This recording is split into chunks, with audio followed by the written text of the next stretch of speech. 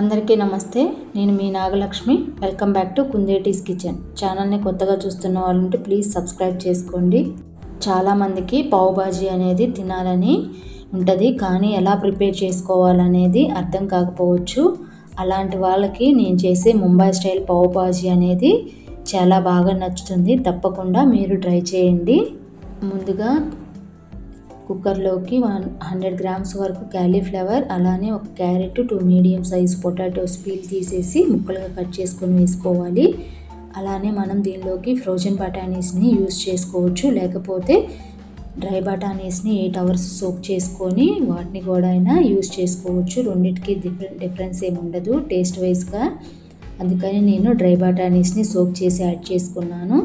Next 1.5 glass వరకు మనం దీనికి వాటర్ యాడ్ చేసుకోవచ్చు.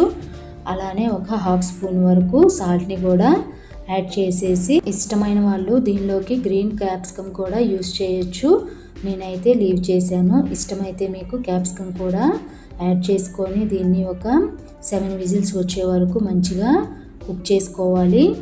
ఇలా 5-7 విజిల్స్ వచ్చిన తర్వాత స్టవ్ ఆపేసి ఆవిరైంత పోయిన తర్వాత లిడ్ ఓపెన్ చేసి చూస్తున్నాను. ఇక్కడ మనకి వాటర్ కూడా ఎక్కువగానే ఉన్నాయి, ప్రాబ్లం ఏం లేదు. మనకి కర్రీ అనేది పలుచగా రావాలి కాబట్టి వాటర్ ఎక్కువ ఉన్న ప్రాబ్లం ఏం లేదు. ఇక్కడ బఠానీ అనేది పర్ఫెక్ట్గా ఉడికిపోయింది. ఆటోమేటిక్గా వెజిటేబుల్స్ ఇంకా మంచిగా స్మాష్ అవుతాయి.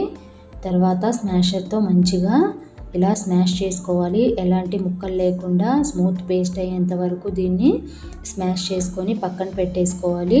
నెక్స్ట్ ప్యాన్లోకి 1 స్పూన్ బటరు, అలానే 1.5 స్పూన్ వరకు ఆయిల్ని యాడ్ చేసుకొని అది హీట్ అయిన తర్వాత దీనిలోకి ముందుగానే చాప్ చేసి పెట్టుకున్న 2 టమాటోస్, అలానే 1 ఆనియన్ని వేసుకోవాలి. ఇవి మంచిగా కుక్ అవ్వాలి.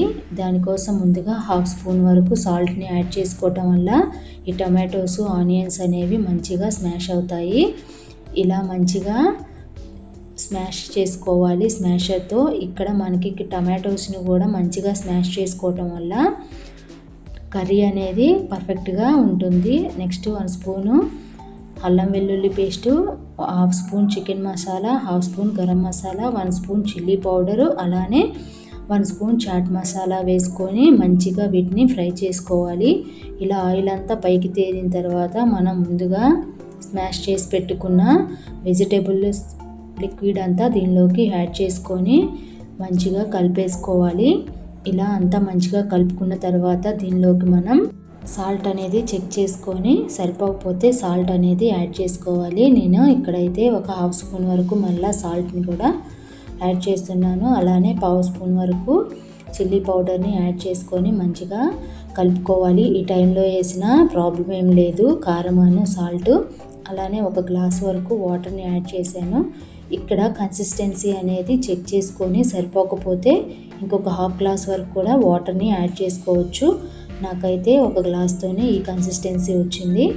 నెక్స్ట్ అవి అంతా మంచిగా ఒక 10 మినిట్స్ వరకు ఉడికించుకోవాలి. ఇలా 10 మినిట్స్ తర్వాత ఉడికిన తర్వాత దీనిలోకి కొత్తిమీర, అలానే చిన్నగా కట్ చేసి పెట్టుకున్న ఆనియన్స్ని వేసుకుంటే ఎంతో టేస్టీగా ఉండే కర్రీ అనేది రెడీ అయిపోతుంది. నెక్స్ట్ మనం బన్స్ని తీసుకోవాలి. వీటి కోసం నేను పావ్ బాజీ బన్స్ అనేవి తీసుకున్నాను.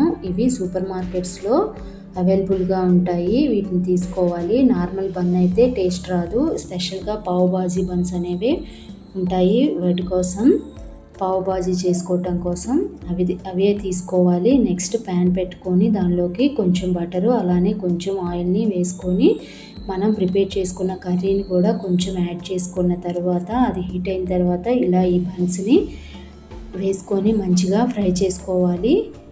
ఇలా ఫ్రై చేసుకోవడానికి ఒక 2-3 మినిట్స్ పడుతుంది. 2-3 మినిట్స్ తర్వాత ఇవి మంచిగా ఫ్రై అయిపోయిన తర్వాత వీటిని బయటికి తీసేసుకోవాలి. ఇలానే మిగిలిన బన్స్ అన్నీ కూడా ఫ్రై చేసుకుంటే ఎంతో టేస్టీగా ఉండే పావ్ బాజీ అనేది రెడీ అయిపోతుంది. ఇక్కడ పావ్ అంటే బన్ను, అలానే బాజీ అంటే మనం ప్రిపేర్ చేసుకున్న కర్రీ. ఈ బన్తో ఆ కర్రీని టేస్ట్ చేస్తే సూపర్ టేస్టీగా ఉంటుంది. చూసారు కదా ముంబై స్టైల్ పావ్ బాజీ అనేది ఎలా ప్రిపేర్ చేసుకోవాలో. మీరు ప్రిపేర్ చేసుకొని ఎలా వచ్చిందనేది నాకు కామెంట్స్లో తప్పకుండా తెలియజేయండి. అలానే ఛానల్ని సబ్స్క్రైబ్ చేసుకునే వాళ్ళు ఉంటే ప్లీజ్ తప్పకుండా సబ్స్క్రైబ్ చేసుకోండి. నా నోటిఫికేషన్స్ కోసం పక్కనే ఉన్న గంట సింబల్ని తప్పకుండా క్లిక్ చేయండి.